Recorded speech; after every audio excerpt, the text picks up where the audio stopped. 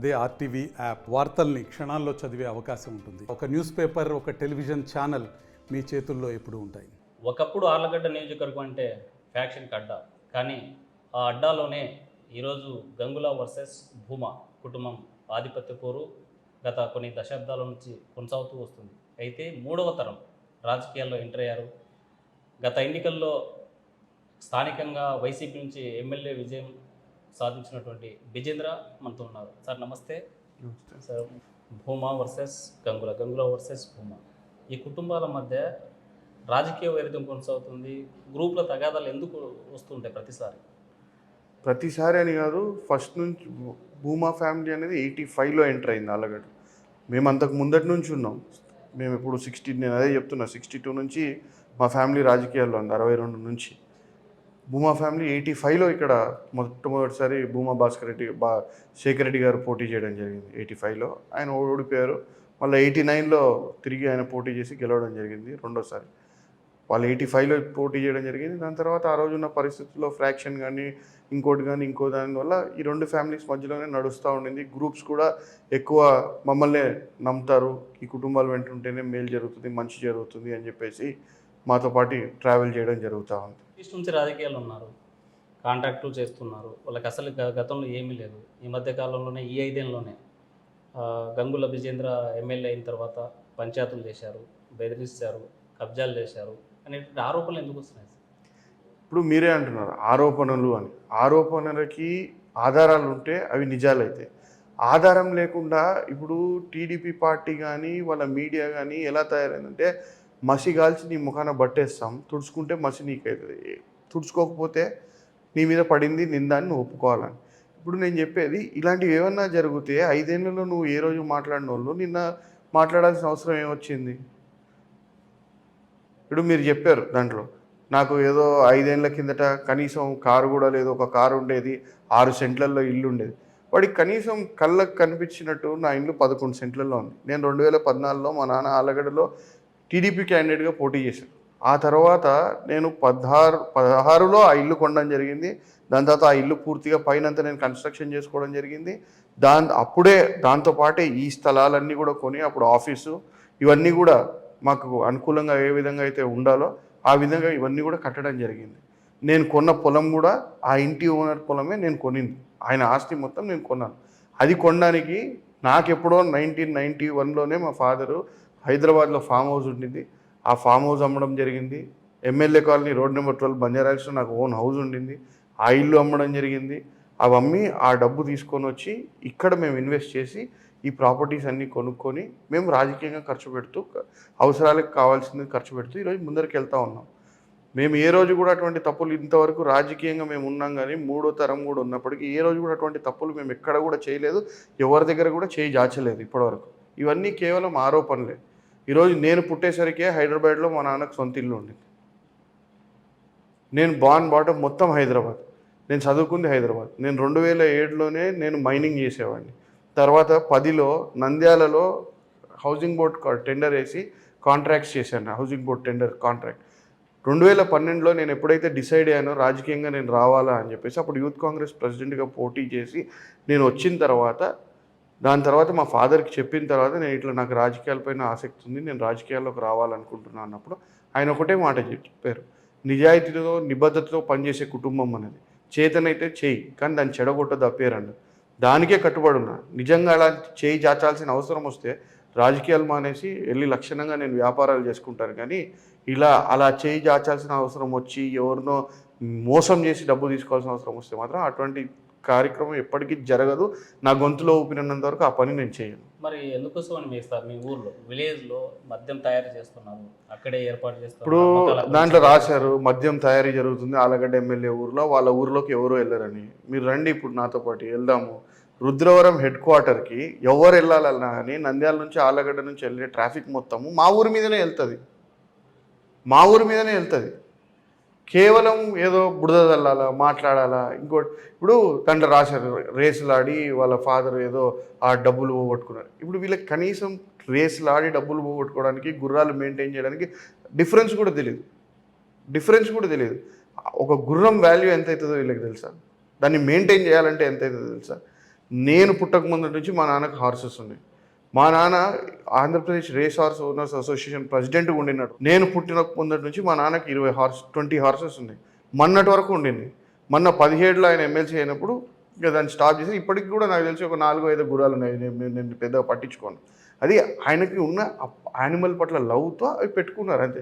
రేసులు ఆడి పోగొట్టుకోవాలంటే గుర్రాలే ఉండాల్సిన అవసరం లేదు.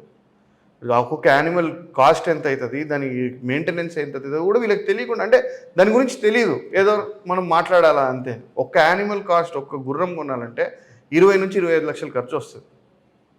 మరి అప్పుల పాలైపోతే 20 గుర్రాలు నేను మెయింటైన్ చేయగలుగుతారా? దానికి నెలకు మెయింటెనెన్స్ ఎంత వస్తుందో వీళ్ళకి తెలుసా?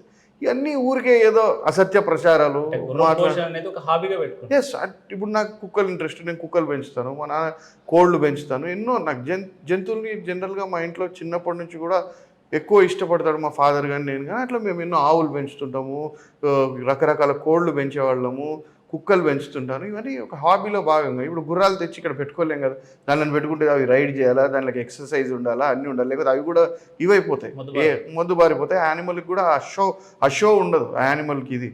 సో దాన్ని అక్కడ పెట్టి అక్కడ ఉంటాయి రేస్ కోర్సులో, అక్కడ మెయింటైన్ చేస్తుంటారు. గంగుల కుటుంబం ఇండ్లు చూస్తే మర్యాద రామంలో ఉన్న అట్మాస్ఫియర్ అంటే ఒక పల్లె వాతావరణం కనిపిస్తుందా? ఖచ్చితంగా. గుర్రాలు, ఆవులు అక్కడ ఉన్న నాకు ఇక్కడ గుర్రాలు లేవు. ఇక్కడ నాకు ఆవులు ఉన్నాయి, బర్రెలు ఉన్నాయి, కుక్కలు ఉన్నాయి, కోళ్ళు ఉన్నాయి, అన్నీ ఉన్నాయి. ఇక్కడ నాకు గుర్రాలు మా ఫాదర్ ఇంట్రెస్ట్ కాబట్టి ఆయన అక్కడ పెట్టుకున్నారు అంతే. మీరు 2019 ఎన్నికైన తర్వాత జగన్మోహన్ రెడ్డి ప్రభుత్వంలో అభివృద్ధి లేదు, సంక్షేమ పథకాలు తప్ప, అసలు డబ్బు ఇచ్చి జనాన్ని సోమరం చేస్తున్నారనేటువంటి విమర్శలు పెద్ద ఎత్తున వస్తున్నాయి. ఈ 5 ఏళ్లలో ఎలాంటి సంక్షేమ కార్యక్రమాలు చేశారు, ఎలాంటి అభివృద్ధి చేశారు ఈ ఆళ్ళగడ్డ? ఇప్పుడు ఆళ్ళగడ్డ తాలూకాకి సంబంధించో మేము చేసినంత అభివృద్ధి ఈ 5 ఏళ్లలో జరిగినంత గతంలో ఏ రోజు కూడా జరగలేదు. మీరు గమనించవచ్చు, ఈ ఆళ్ళగడ్డ ప్రాంతానికి ఏ రోజున అభివృద్ధి జరిగిందంటే అది కేవలం గంగుల కుటుంబం అధికారంలో ఉన్న హయాంలోనే జరిగింది తప్పితే మిగిలిన కాలంలో ఏమీ జరగలేదు. ఇప్పుడు 2004లో పెద్దనాయన ఎమ్మెల్యేగా ఉన్నప్పుడు జరిగిన అభివృద్ధి కార్యక్రమాలు కానీ, అంతకుముందు ఆయన ఉన్నప్పుడు కానీ, ఇప్పుడు నేను వచ్చిన తర్వాత జరిగేవి కానీ, ఇవి రిమార్కబుల్, అంటే ఎప్పటికీ కూడా వీటిగా మిగిలిపోతాయి. ఈరోజు నేను గెలిచిన తర్వాత నేను చెప్పేది, ఈరోజు ఆళ్ళగడ్డకి నేను ఆ రోజు ప్రామిస్ చేశాను, గవర్నమెంట్ డిగ్రీ కాలేజ్ తెస్తాను అని. గవర్నమెంట్ డిగ్రీ కాలేజ్ తేవడం జరిగింది. ఈరోజు ఒక ఇండోర్ స్టేడియం ఆళ్ళగడ్డ టౌన్కి నేను చెప్పేది తీసుకురావడం జరిగింది. దాదాపు 10 నుంచి 15 కోట్ల రూపాయలతో రోడ్ల మరమ్మతులు ఆళ్ళగడ్డ టౌన్ వరకే నేను చెప్పేది. 15 నుంచి 15 కోట్ల రూపాయలతో రోడ్ల మరమ్మతులు జరుగుతూ ఉన్నాయి.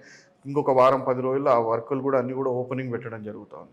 111 కోట్లతో ప్రతి ఇంటికి కూడా కుళాయి ఇవ్వాలనే ఆలోచనతో ఈరోజు ఒక కార్యక్రమాన్ని తీసుకొచ్చి ఆ ట్యాంకులన్నీ కూడా పూర్తవుతూ ఉన్నాయి. అవన్నీ కూడా అవి పూర్తయిపోతే next pipeline work start చేసి ప్రతి ఇంటికి కూడా డోర్ స్టెప్కి డ్రింకింగ్ వాటర్ ఇచ్చే కార్యక్రమం కూడా జరుగుతుంది. ఇలాంటి కార్యక్రమాలన్నీ కూడా ఈరోజు అహోబిలం రోడ్డు మీకు తెలుసు, అహోబిలం రోడ్డు మొన్నటి వరకు కూడా ఏ విధంగా ఉండింది, ఈరోజు మేము గెలిచిన తర్వాత ఆ రోడ్డు ఏ విధంగా చేసామని.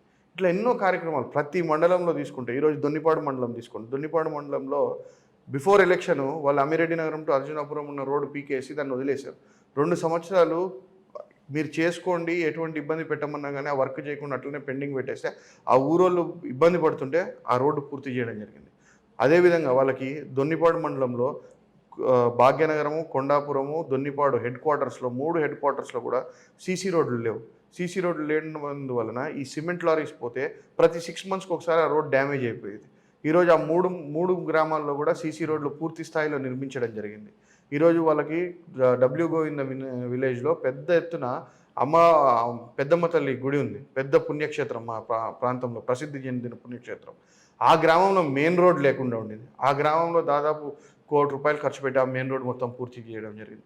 ఇంకా ఎన్నో అభివృద్ధి కార్యక్రమాలు. ఇప్పుడు గోవిందనేని చాకర్జాంలో ఈరోజు ఉయ్యలవాడ మండలం తీసుకుంటే మీకు మన పాంపల్లెకి రోడ్డు, పాంపల్లె టు ఉయ్యలవాడ రోడ్డు, పాంపల్లె ఊర్లోకి వెళ్లకుండా బ్రిడ్జు, అదేవిధంగా పాంపల్లె టు ఇప్పుడు కొండుపల్లె రోడ్డు, కొండుపల్లె టు ఉయ్యలవాడ రోడ్డు, ఇవన్నీ కూడా చేసినాం. ఈరోజు చాగల్మరి తీసుకోండి, చాగల్మరి టౌన్లో కేవలం 6-7 కోట్లతో అభివృద్ధి పనులు చేయడం జరిగింది. ఈరోజు చాగల్మరి మండలంలో హైవే నుంచి నేలంపాడుకి ఎప్పుడు ఉండే ప్రాబ్లం ఆ రోడ్డు పూర్తి చేయడం జరిగింది. ఈరోజు అక్కడ వాళ్ళకి ఓజీ తాండా వాళ్ళకి వెళ్ళడానికి కూడా ఇబ్బంది ఉండి ఆ బ్రిడ్జ్ వర్షం పడితే అవతల నుంచి యువతలకు వచ్చే పరిస్థితి ఉండేది కాదు. ఆ వాగు పొంగితే వాళ్ళకి 4 కోట్ల రూపాయలతో బ్రిడ్జ్లు పూర్తి చేయడం ఇట్లా ప్రతి మండలంలో చెప్పుకుంటూ పోతే ఎన్నో అభివృద్ధి కార్యక్రమాలు చేయడం జరిగింది. మరి ఇన్ని చేస్తా ఉన్నా, రోడ్లు వేసామంటున్నారు, ఇంకా అన్ని చోట్ల ప్రతి ఇవి నేను చెప్పినవి మేజర్, ప్రతి గ్రామంలో ఆర్బీకేలు, సచివాలయాలు, వెల్నెస్ సెంటర్లు ఇవన్నీ కూడా కట్టడం జరిగింది. నాడు నేడు కింద స్కూళ్ళు డెవలప్ చేయడం జరిగింది. ఇవన్నీ అభివృద్ధి కార్యక్రమాలు కదా. గడప గడప కింద ఇప్పుడు నేను వెళ్ళొచ్చిన తర్వాత గడప గడప కింద ప్రతి గ్రామానికి కూడా 20 లక్షలతో అభివృద్ధి కార్యక్రమాలు, ఎన్ఆర్జీఎస్తో ప్రతి మండలానికి 60 లక్షలతో అభివృద్ధి కార్యక్రమాలు, సీసీ రోడ్లు, డ్రైన్లు ఇవ్వడం జరిగింది.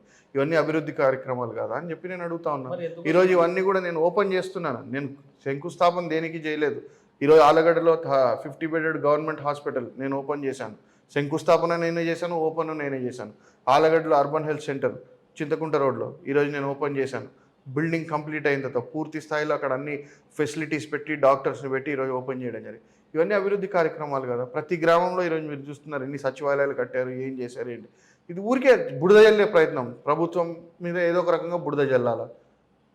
మొన్నటి వరకు సంక్షేమ పథకాలు ఇస్తున్నారు, రాష్ట్రం దివాలా తీస్తున్న వాళ్ళు ఈరోజు మేము అంతకంటే ఎక్కువ ఇస్తాం, అంతకు 3 ఇస్తామని చెప్పి చెప్తా ఉన్నారు. ఒక ఇంటికి ఒక అమ్మఒడి ఇస్తేనే ఎందుకు అమ్మఒడి ఇస్తున్నారు, దానివల్ల ఇదైపోతుందని చెప్పిన వాళ్ళు 3 అమ్మఒడులు ఇస్తారంట.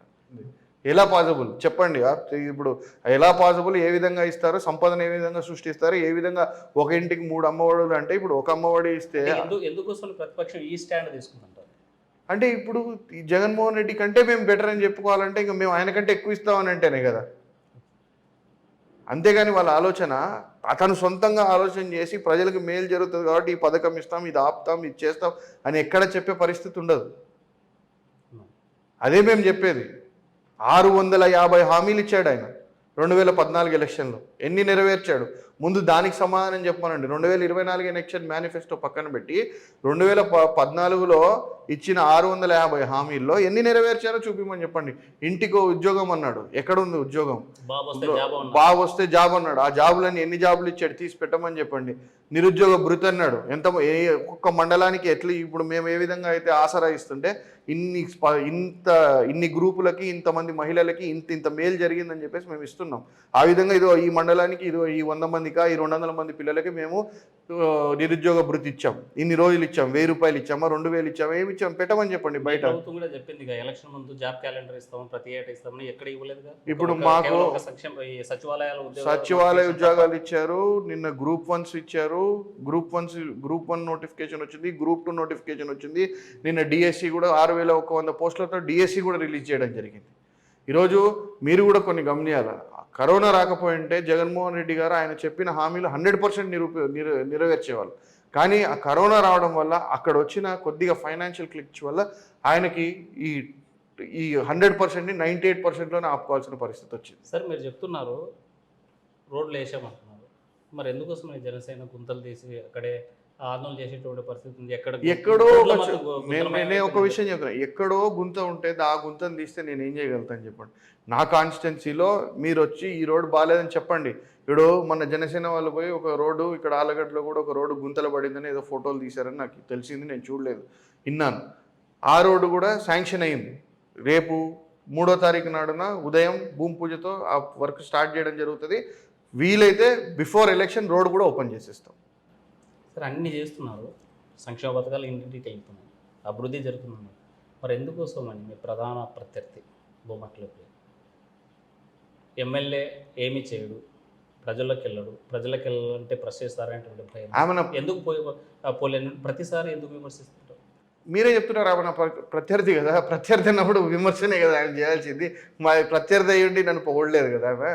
ఇప్పుడు నేను ప్రజల్లోకి వెళ్తున్నానా లేదా, నా దగ్గర నాకు 91 సచివాలయాలు ఉంటే 90 సచివాలయాలు నేను గడప గడప పూర్తి చేశాను, ప్రతి ఇంటికి వెళ్ళాను. మరి నేను ప్రజల్లోకి వెళ్ళినట్ట? ప్రతి ఇంటికి వెళ్ళి నేను వాళ్ళ ఇంటికి ఏమొచ్చింది, సంక్షేమ పథకాలు, ఎంత డబ్బు, ఎంత బెనిఫిట్ వచ్చింది క్లియర్గా ఎక్స్ప్లెయిన్ చేసి 2 మినిట్స్ నిలబడి ఆ ఇంట్లో ఉన్న ఆ లబ్ధిదారులతో కానీ వాళ్ళ ఇంట్లో వాళ్ళ పెద్దవాళ్ళు లేకపోతే సంబంధించిన వాళ్ళతో కానీ మాట్లాడి రావడం జరిగింది. మరి నేను ప్రజల్లో ఎక్కడ లేనట్టు? ఈ 5 ఏళ్లలో ఒక్క నెల నేను ఆలగడ్డలో లేని రోజు చూపించండి. ఒక నెల నేను లేని రోజు చూపించండి. అఖిలప్రియ ప్రజల్లోకి వెళ్తున్నారు, బాబు రెడ్డి భవిష్యత్తు గ్యారెంటీ కార్యక్రమం ఇల్లు తిరుగుతున్నారు కాబట్టి ఈరోజు విజేంద్రారెడ్డికి గడప గడప కార్యక్రమం గుర్తుకొచ్చింది, అందుకోసం పోతున్నారు. మేము వెళ్ళే వాళ్ళు ప్లాన్ చేసుకుని వెళ్ళిన ఊరికంటే ముందే మీరు వెళ్ళి కావాలని ఇబ్బంది పెడుతున్నారంటే ఇప్పుడు చెప్పే దాంట్లో కూడా ఒక అర్థం ఉండాలి. మేము గడప గడప ఎప్పుడు స్టార్ట్ చేసినామండి చెప్పండి? మే 11th 2022లో మా గడప గడప స్టార్ట్ అయింది. వీళ్ళు అనౌన్స్ చేసింది ఎప్పుడండి కార్యక్రమం? బాబు షూరిటీ భవిష్యత్తు గ్యారంటీ ఏదో అది ఎప్పుడు అనౌన్స్ చేశారు? లాస్ట్ డిసెంబర్లోనో నవంబర్లోనో ఎప్పుడో చేశారు. మరి నేను ముందెళ్ళైనా వాళ్ళు ముందు వచ్చారా చెప్పండి? నేను 2 సంవత్సరాల నుంచి తిరుగుతున్నాను. 2 సంవత్సరాల నుంచి తిరుగుతున్నాం మేము. ప్రతి ఇంటికి ప్రతి దగ్గరికి వెళ్తున్నాం. ఇప్పుడు ఒక గ్రామానికి వెళ్తే అక్కడ కాంట్రవర్సీ వస్తున్నప్పుడు పోలీసులు చెప్తారు సహజంగా. ఇప్పుడు చెప్పినప్పుడు దాన్ని మీరు కోఆర్డినేట్ చేసుకోవాలి అంతే తప్పితే ఇప్పుడు ఎలక్షన్లు వస్తాయి, ప్రచారం తిరుగుతుంటాము, ఏం చేస్తారు? మీ షెడ్యూల్ ఇవ్వండి, వాళ్ళ షెడ్యూల్ ఇవ్వండి, ఎక్కడ కూడా మీరు ఎదురు పడకుండా ప్లాన్ చేసేసి మీరు ఈరోజు ఈ మండలాలు ఈ గ్రామాలు, ఈరోజు ఈ మండలాలు ఈ గ్రామాలు తిరిగారు. అక్కడ ఒక చిన్న ఆ రోజు వాళ్ళు అదే ఊరు పెట్టుకున్నారు, మేము అదే ఊరు పెట్టుకున్నాం తెలియక. దానికి పోలీసులు ఆపితే దానికి నేనేం చేస్తాను? నేను ఆపమన్నానా ఇంకోట? నువ్వు ఉన్నప్పుడే కదా నేను ఊరిలోకి వచ్చి ఆ ఊరు కూడా తిరిగి వచ్చాం కదా మేము కూడా. అంటే అఖిలప్రియ ప్రజలకు వెళ్ళిపోతున్నారు, అడ్డుకోవాలి, నష్టం జరుగుతుంది, వచ్చే ఎన్నికల్లో మాకు వైసీపీకి ఇబ్బంది అవుతుంది, అడ్డుకోవాలంటే నేను ప్రతి గ్రామంలో పెట్టుకుంటాను కదండి. నాది 90% అయిపోయింది. మీరు స్టార్ట్ చేసే వరకే 90% నేను నా గడప గడప నేను ప్రతి గ్రామానికి తిరగడం అయిపోయింది. ఇంకా అడ్డుకుండేది ఎక్కడ ఉంటుంది? మీ పని మీరు చేస్తున్నారు, మా పని మేము చేసుకుంటున్నాం అంతే. మీరు ఎట్లా ఒకట్లా దాన్ని హైలైట్ చేసుకోవాలా, ప్రజల్లో ఏదో ఇది జరుగుతుంది అన్నట్టు మీరు ప్రూవ్ చేసుకోవాలని చెప్పి మీ ఆలోచన తప్పితే దాంట్లో ఎక్కడైనా నిజాయితీ ఉందా? జరిగిన ఇన్సిడెంట్ అక్కడ ఏం జరిగింది? అక్కడ ఏమీ జరగలేదు. మీరు వస్తా అన్నారు, మేము వస్తాను. పోలీసు వాళ్ళు ఇద్దరు ఒకటేసారి ఒకటే ఊర్లో తిరగడం ఇబ్బంది అవుతుంది, మీరు నెక్స్ట్ పెట్టుకోండి అని మీకు చెప్పడం జరిగింది. మీరు వచ్చి మీరు టీ తాగి వెళ్తామన్నారు, వాళ్ళు పర్మిట్ చేశారు. మేము వచ్చాం, మా పార్టీకి మేము చేసుకున్నాం, మీ పార్టీకి మీరు టీ తాగారు, మీకేమో మైకులు పెట్టడానికి మీకు పునకం వచ్చింది, ఏదేదో మాట్లాడేశారు, మీరు వెళ్ళిపోయారు. మా పని మేము చేసుకున్నాం, మేము వచ్చేసినాం, అంతే అయిపోయింది. అంటే విజేంద్ర కావాలనే ఉన్నటువంటి పంచాయతీ, భార్యాభర్తల మధ్య ఉన్నటువంటి పంచాయతీలతో సహా కమిషన్లు తీసుకోవడానికి పంచాయతీలు చేసే నేను అనేది ఇప్పుడు మీరు అడుగుతున్నారు ప్రూవ్ చేయమని చెప్పండి. అట్లాంటి పరిస్థితి ఉంటే ఇప్పుడు మీరు వచ్చారు నా ఆఫీస్కి, ఎంతమంది వచ్చారు నా ఆఫీస్కి? మీరు నా ఆఫీస్లో ఒక 1 hour వెయిట్ చేశారా? 1 hour వెయిట్ చేశారు కదా. 1 hourలో నా కాడికి ఎంతమంది వచ్చినారు? నిజంగా అటువంటి పరిస్థితి ఉంటే వస్తారా? నేను అదే చెప్తున్నా కదండి. ఆ స్థాయికి నేను దిగజారాల్సి వస్తే నేను రాజకీయాల్లో వదిలేసిపోయి నేను వ్యాపారంలో ఉద్యోగాలు ఏదో ఒకటి చేసుకుంటాను, నాకు అవసరమే లేదు. నేను చెప్పేది నేను రాజకీయాల మీద మక్కువతో వచ్చా, రాజకీయాల్లో డబ్బులు సంపాదాలని రాలేదు. నా వ్యాపారం నాకుంది. నేను కాంట్రాక్టర్గా వర్కులు చేసేవాడిని, నేను మైనింగ్ చేశాను, నేను ఈరోజు రియల్ ఎస్టేట్ చేసుకుంటున్నాను. నేను ఇక్కడ 1 సెంట్ రియల్ ఎస్టేట్ కూడా చేయలేదు. మొత్తం నా రియల్ ఎస్టేట్ అంతా కూడా నేను ఏదైనా చేసుకుంటా హైదరాబాద్లో చేసుకుంటాను. నేను ఎక్కడ కూడా ఆ విధంగా చేయాల్సిన అవసరం వస్తే నేను రాజకీయాలు మానేస్తాను. ఇది ఒక లెగసీ మా గ్రాండ్ ఫాదర్ దగ్గర నుంచి ఆయన మెయింటైన్ చేస్తూ వచ్చాడు. మా గ్రాండ్ ఫాదర్, మా పెద్దనాన్న, మా నాన్న అందరూ చేతనైతే నిలబెడతా, కానప్పుడు వదిలేస్తా, కానీ చెడ్డ పేరు మాత్రం తేను. ఇవి కేవలం ఆరోపణలు మాత్రమే. ఇప్పుడు నిన్న వాడు ఎవడో రాశాడు కదా, అలా ఉంటుంది అన్నమాట. దాంట్లో రాసినోడికి ఏమీ తెలియదు. ఇప్పుడు రండి మీరు నా వెంబడి మా సొంత ఊరికి వెళ్దాం, ఆ ఫ్యాక్టరీయో ఇంకోటో ఏముందో చూద్దురండి, మా ఊరు ఎలా ఉంటుంది, నా ఇల్లు ఎలా ఉంటుంది అన్నీ కూడా చూపిస్తాను. అంటే గతంలో మీరు కాంట్రాక్టులు చేశామని మీరు చెప్తున్నారు. ఈ ప్రభుత్వంలో సంక్షేమ ఈ అభివృద్ధి సంబంధించినటువంటి డెవలప్మెంట్ యాక్టివిటీస్ లేవు కాబట్టి, కాంట్రాక్టులు లేవు కాబట్టి కమిషన్ల కోసం ప్రతి చిన్న పనికి కమిషన్ తీసుకుంటున్నారనేటువంటి ప్రధానమైన ఆరోపణ ఉంటాయి. ప్రూవ్ చేయండి. ఈరోజు నీ వెనకమ్మడు ఉన్న కార్యకర్తలు 5 ఏళ్ల క్రితం వర్కులు చేస్తే వాళ్ళని కమిషన్ల కోసం వేధిస్తే వాళ్ళు నీ పార్టీని వదిలి నీ పార్టీకి దూరంగా ఉంటున్నారు. నీ కుటుంబ సభ్యులు నీ మీద ఆరోపణలు చేశారు. నీ కుటుంబ సభ్యులు నీ కార్యకర్తలు నీ మీద ఆరోపణ చేశారు. నువ్వు ప్రత్యర్థివి నా మీద ఆరోపణలు చేస్తావు.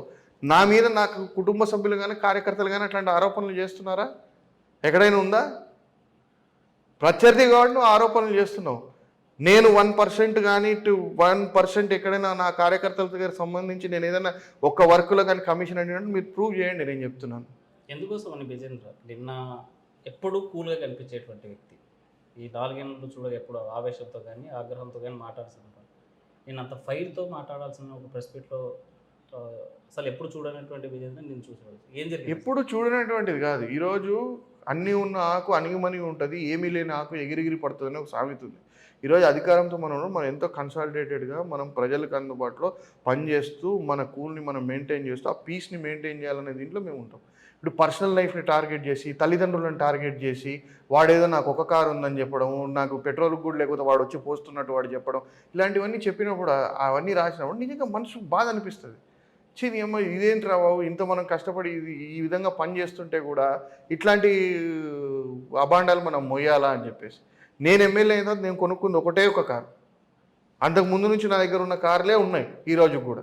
మొన్న కొత్తగా ఒక బండి పాతది అయిపోతే 7 ఏళ్ళు అయితే దాన్ని మార్చి ఇంకోటి కొనుక్కున్నాను అంతే.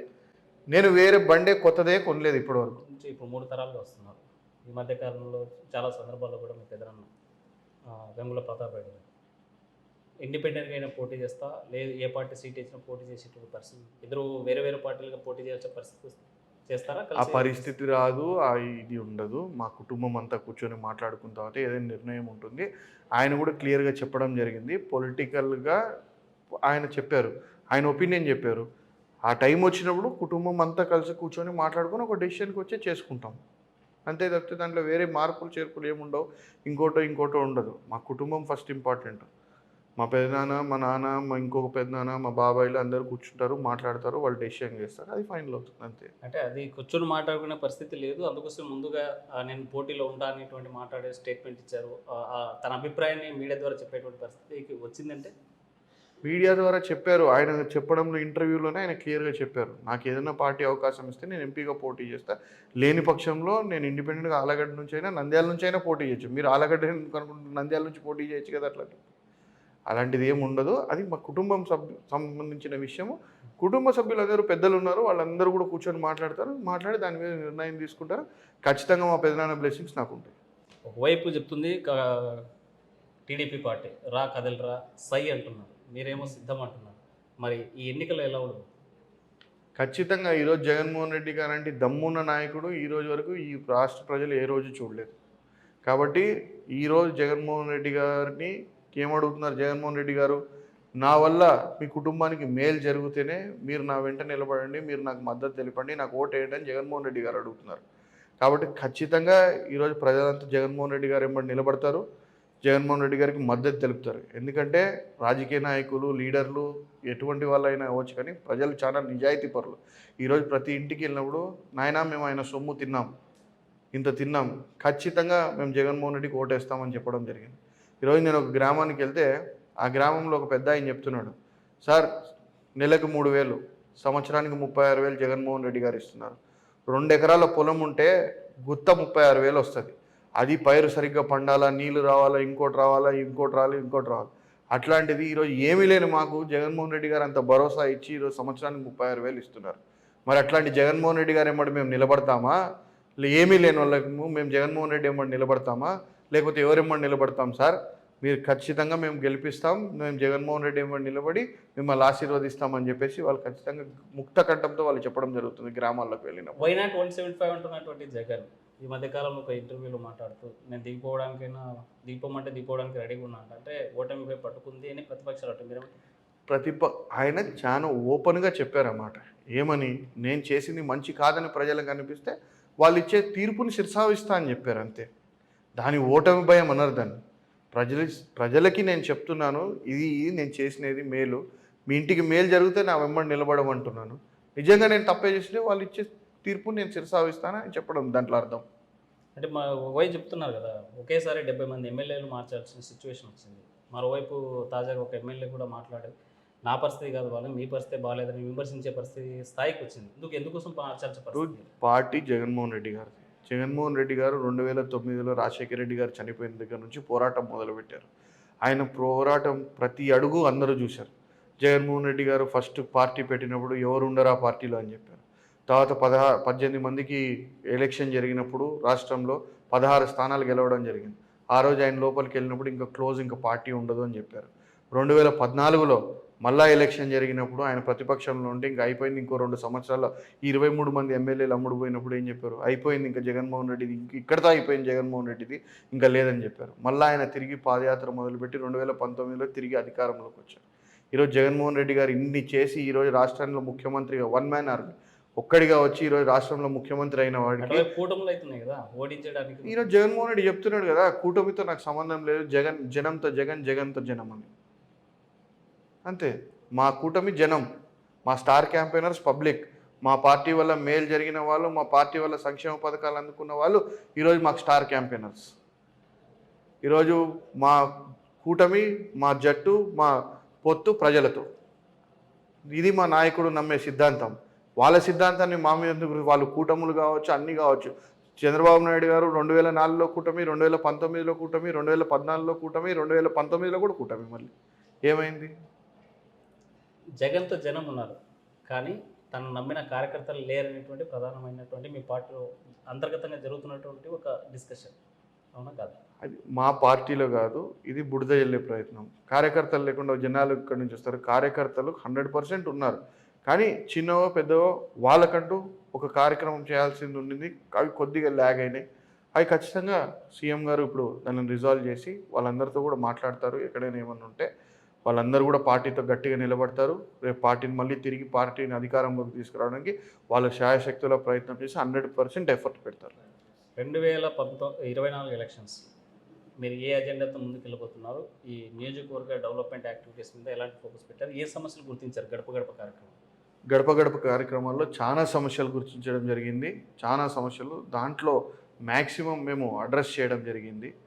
ఇప్పుడు కొన్ని సమస్యలు ఏవైతే మా దృష్టిలో మేజర్గా ఉన్నాయో, రేపు 2024లో మళ్ళీ తిరిగి అధికారంలోకి వచ్చిన తర్వాత, గెలిచిన తర్వాత ఆలగడ్డకి ఒక అగ్రో బేస్డ్ ఇండస్ట్రీ తీసుకొని రావాలా ఖచ్చితంగా. దానివల్ల ఇక్కడ ఇంకొన్ని ఉపాధి పెరగాల, ఇక్కడ అవకాశాలు పెరగాల ఇక్కడ.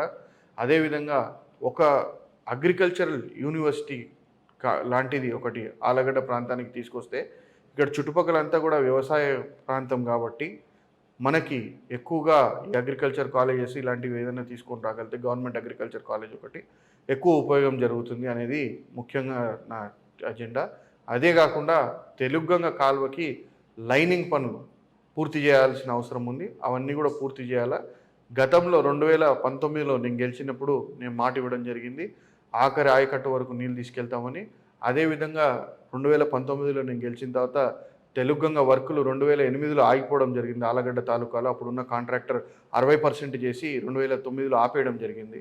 దాని తర్వాత అది కోర్టులో వేయడం జరిగింది. ఎవరు కూడా దాన్ని పట్టించుకున్న పరిస్థితి లేదు. 2019లో నేను గెలిచిన తర్వాత ఆ కేసులన్నీ క్లోజ్ చేపించి, ఆ వర్క్ క్లోజ్ చేపించి, మన 25 కోట్లతో మెయిన్ కెనాల్లో మరమ్మతులు చేయడం జరిగింది.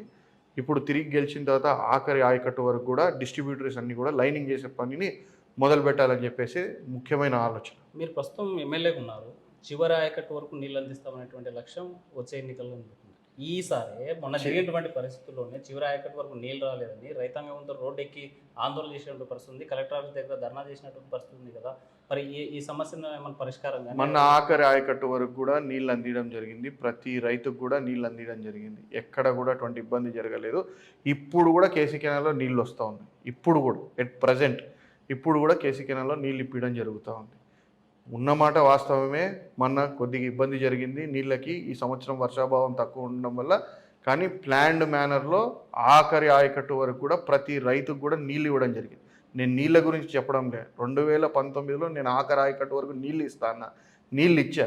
ఇప్పుడు నా మీద ఉన్న బాధ్యత ప్రతి కేసీ కెనాల్ కింద ఉన్న డిస్ట్రిబ్యూటరీస్ అన్నింటినీ కూడా లైనింగ్ పూర్తి చేయాలి. అంటే కాంక్రీట్ వర్క్ పూర్తి చేపించేసి లైనింగ్స్ చేపించేస్తే నీళ్లు తొందరగా ట్రావెల్ చేసి వేస్ట్ కాకుండా ఎక్కువ దూరంని మనం కవర్ చేయడానికి అవకాశం ఉంటుంది. సార్, ఇక్కడ వచ్చిన ప్రతిసారి అంటే గతంలో యువగలం పాదయాత్రలో లోకేష్ కావచ్చు, లేకపోతే మొన్న తాజాగా చంద్రబాబు కావచ్చు, ఇక్కడ నాని అన్నం కంటే ఎక్కువగా, భోజనం కంటే ఎక్కువగా ఇసుక తింటాడు, ఇసుక అక్రమంగా అమ్ముకుంటాడు, సొమ్ము చేసుకుంటున్నాడు. ఈయనకు కేవలం అది తప్ప ఇంకే వ్యాపకాలు లేవని విమర్శించారు. మీరు ఇప్పుడు అవన్నీ వాళ్ళు మాట్లాడుతున్నారు, బాగానే ఉంది. నేను చెప్పేది, నా ఆలగడ్డ తాలూకాలో ఒక ఇసుక క్వారీ ఉందా నేను ఇసుక అక్రమంగా అమ్ముకోవడానికి? చెప్పండి, మీరు చెప్పండి. ఆలగడ్డ తాలూకాలో ఒక ఇసుక క్వారీ ఉంటే అక్కడ నుంచి అక్రమంగా ఇసుక లిఫ్టింగ్ చేస్తున్నారు, గవర్నమెంట్ది కాకుండా ఎమ్మెల్యే అక్రమంగా అమ్ముకుంటున్నాడో ఇంకోటో నువ్వు ఆరోపణ చేసినా బాగుంటుంది. ఎక్కడి నుంచో ఇసుక తీసుకొచ్చి ఇక్కడ డంప్ చేస్తారు, ఆ ఇసుకని ఇక్కడ నుంచి ఆన్లైన్లో అమ్ముతారు. అది జరిగే ప్రక్రియ. దాంట్లో మొన్న లాస్ట్ టైం ఇవే ఆరోపణలు చేస్తేనే నేను అది స్టేట్మెంట్ తెప్పించా. 120,000 టన్నులు ఆలగడ్డకు వచ్చింది. దాంట్లో 112,000 నాకు సరిగ్గా గుర్తులేదు నెంబరు, 110,000 పైననే 110,000 టన్నులో మొత్తం ఇక్కడ నుంచి డిస్పాచ్ అయిపోయింది. అంటే విత్ రిసీప్ట్స్ ఆన్లైను అంతా బుకింగ్ జరిగి మొత్తం వెళ్ళిపోయింది. మిగిలిన దాంట్లో 120,000లోనే 10% గ్రౌండ్ లాస్ రావచ్చు. దాంట్లో కూడా 4,000 6,000 నాకు నెంబర్ సరిగా గుర్తులేదు, 4,000 6,000 మళ్ళీ తిరిగి హ్యాండ్ ఓవర్ చేయడం జరిగింది వాళ్ళకి, డిపార్ట్మెంట్కి. మరి నేను ఎక్కడ అక్రమం చేసినట్టు? నేను అంత ఓపెన్గా వస్తున్నప్పుడు మరి ఎందుకు ఏదో మరి లోకేష్ కానీ బాబు ఇప్పుడు గాని మాట్లాడారు? లోకేష్ కానీ బాబు కానీ ప్రత్యర్థిని టార్గెట్ చేసి ఏదో ఒకటి మాట్లాడాలి. ఆ మాట్లాడాలనే ఉద్దేశమే కానీ నన్ను నిజం ఎంత ఉంది అంటే ప్రతి అనేది- నియోజకవర్గాలు 14 నియోజకవర్గాల్లో ఉన్నటువంటి ఎమ్మెల్యేలకు ఒక్కొక్క పేరు. అవును, అది వాళ్ళ కాన్సెప్ట్ పెట్టుకున్నారు. పత్తికొండ అనకొండ అని, కాటసాని గారు, ఇప్పుడు- కలెక్షన్ రాంభూపాల్ రెడ్డి ఇప్పుడు వాళ్ళు ఒక కాన్సెప్ట్ పెట్టుకున్నారు. నువ్వు ముఖ్యమంత్రి స్థాయిలో నేను ఒకటే అడుగుతున్నా, 14 ఏళ్ళు ముఖ్యమంత్రిగా చేసావు, 40 ఏళ్ళ రాజకీయ జీవితం ఉంది. నువ్వు ప్రజలకి ఏం చేస్తావు అనేది చెప్పాలా. ప్రజలకి ఈ మేలు చేస్తాను నేను, కాబట్టి మీరు నన్ను గెలిపియండి, నేను గతంలో ఈ 14 ఏళ్ళు ఉన్నప్పుడు నేను ఈ కార్యక్రమాలు చేశాను, దానివల్ల మీకు ఇంత మేలు జరిగింది, ప్రతి ఇంటికి ప్రతి గ్రామానికి ఇంత మేలు చేసినాను అని నువ్వు చెప్పాలా. అది మానేసి నువ్వు వచ్చి లోకల్గా ఉన్న ఎమ్మెల్యేలని టార్గెట్ చేసి మాట్లాడుతావు. ఏ ముఖ్యమంత్రి అభ్యర్థి అయినా అలా మాట్లాడిన పరిస్థితి మీరు చూసారా ఇప్పటివరకు? నేను సీఎం ఎక్స్-సీఎం అని చెప్పుకునేవాడు ఎవడన్నా మాట్లాడినాడు ఇప్పటివరకు? ఈయన మాట్లాడుతున్నాడు అని అంటే ఆయనకు చెప్పుకోవడానికి ఏమి లేక ఆక్రోశాన్ని వెళ్ళబుచ్చడం ఈ విధంగా. అసలు ఆయన పక్కన ఉన్న వాళ్ళు కరెక్ట్గా ఉన్నారా లేదా ఆయన స్టేజ్ మీద చూసుకోమని చెప్పండి ముందు. మా గురించి మాట్లాడే ముందర ఆయన పక్కన ఉన్నారు కదా, వాళ్ళ కాండక్టు, వాళ్ళ బయోడేటా, వాళ్ళ చరిత్ర ఆయన దృష్టికి కూడా వెళ్ళాయి కొన్ని సమస్యలు. అవి తీసి ముందు అవి చూసుకోమని చెప్పండి. రాజశేఖర రెడ్డి గారు ఒక సామెత చెప్తారు, ఒక సామెత అసలు గురువింద గింజకి దానికి కింద ఉన్న నలుపు దానికి తెలియదంట. అట్లా ఆయనకు కూడా ముందు వాళ్ళని చూసుకోమనండి, తర్వాత మమ్మల్ని పిలిస్తే చర్చకి మేము వచ్చి చెప్తాం అక్కడ ఏం జరిగింది ఎంత. నేను ఇప్పుడు 10 సార్లు ఇచ్చాను స్టేట్మెంట్. నేను ఇచ్చింది కదా, డిపార్ట్మెంట్ ఇచ్చింది కదా. డిపార్ట్మెంట్ అయితే లెక్కలతో సహా ఇస్తారు కదా. ఆఫీసర్ నా కోసం తన ఉద్యోగాన్ని బలి చేసుకోడు కదా. అతను రికార్డెడ్గా ఇంత మెటీరియల్ వచ్చింది, ఇంత మెటీరియల్ ఇక్కడ నుంచి బయటికి వెళ్ళింది, ఇంత మెటీరియల్ ఇక్కడ మిగిలిపోయింది, మేము ఇంత మెటీరియల్ హ్యాండ్ ఓవర్ చేసుకున్నాం, ఇంత గ్రౌండ్ లాస్లో పోయిందని క్లియర్గా ఆయన ఆన్ పేపర్ రికార్డ్ ఇచ్చాడు. ఇచ్చిన తర్వాత నేనేదో మాట్లాడతాను మరి ఇదే వీళ్ళు 2019 ముందర అప్పటి శ్రీశైలం ఎమ్మెల్యే, అప్పటి ఆళ్ళగడ్డ ఎమ్మెల్యే ఇద్దరు గాజులపల్లె దగ్గర ఒకళ్ళ లారీలో ఒకళ్ళు ఆపుకొని కొట్టుకున్న పరిస్థితి ఉండింది. వీళ్ళ మనుషులు వాళ్ళ మనుషులు పోయి మట్టి కోసం అంటే నువ్వు చేయాలంటే నేను చేయాలా, ఆత్మకూరు నియోజకవర్గము ఆళ్ళగడ్డ ఆ కార్యక్రమం జరిగింది. మరి ఎందుకు జరిగింది? అది ప్రతి పేపర్లో వచ్చింది, ఈవెన్ ఈనాడులో కూడా వచ్చింది తాటికాయంత అక్షరాలతో. ఏందది? నువ్వు మాట్లాడే ముందర కొద్దిగా అర్థం ఉండాలి. అర్థం లేకుండా నీ స్థాయికి నువ్వు వచ్చి ప్రతి ఒక్కరిని ఏదో అనాలా, ఇట్స్ నాట్ కరెక్ట్. సార్ ఫైనల్గా మీరు ఏం చెప్పదలుచుకున్నారు? రాబోయేటువంటి ఎన్నికల దగ్గర ఉన్నాయి, ఈ నియోజకవర్గ ప్రజలకు కానీ మీ ప్రత్యర్థులకు కానీ ఏం చెప్పండి? నేను ఒకటే చెప్తున్నా ఆళ్ళగడ్డ తాలూకా ప్రజలకి, నేను 5 ఏళ్లలో మనస్ఫూర్తిగా నేను ఈ ప్రాంతానికి మంచి చేయాలని ప్రతి ఒక్క కార్యక్రమం కూడా చేయడం జరిగింది. విశ్వాసంతో నా గడప దక్కిన ప్రతి ఒక్కడికి కూడా మేలే చేశాను తప్పితే ఎక్కడ నేను ఎవరికి కూడా చెడు చేయలేదు. కాబట్టి మీరు 2019లో మా అందరూ మంచి మనసుతో పెద్ద ఎత్తున మమ్మల్ని ఆశీర్వదించారు కాబట్టి నాకు మీకు ఇంత సేవ చేసే అవకాశం దక్కింది. కాబట్టి 2024లో మరొకసారి మీరు మంచి వైపు నిలబడి మంచి మనసుతో నన్ను ఆశీర్వదిస్తారని చెప్పేసి మీ అందరినీ కూడా కోరుకుంటున్నాను. రైట్. గంగుల విజేంద్ర ఒకటే చెప్తున్నారు, నా మీద వచ్చే ఎన్నికల్లో గెలిచేటువంటి గుర్రం నేను, అలాంటిది కావాలనే తప్పుడు ఆరోపణలు చేస్తున్నారు. మీ కాడ రికార్డెడ్ ఎవిడెన్స్ ఉంటే నిజాయితీగా నిరూపించడానికి సిద్ధమైతే నేను అందుకు సిద్ధంగా ఉన్నా. మీతో అలా ఎవరు ఎవిడెన్స్ తీసుకొని ముందుకు వచ్చిన చర్చకు సిద్ధమంటున్నారు విజేంద్ర. వీడియో చంద్రశేఖర్తో హుస్సేన్, RTV కర్నూలు. మరిన్ని వీడియోస్ కోసం ఛానల్ ని సబ్స్క్రైబ్ చేయండి, లేటెస్ట్ అప్డేట్స్ కోసం వాట్సాప్ ఛానల్ ని ఫాలో చేయండి అండ్ లింక్ డిస్క్రిప్షన్ లో ఉంది.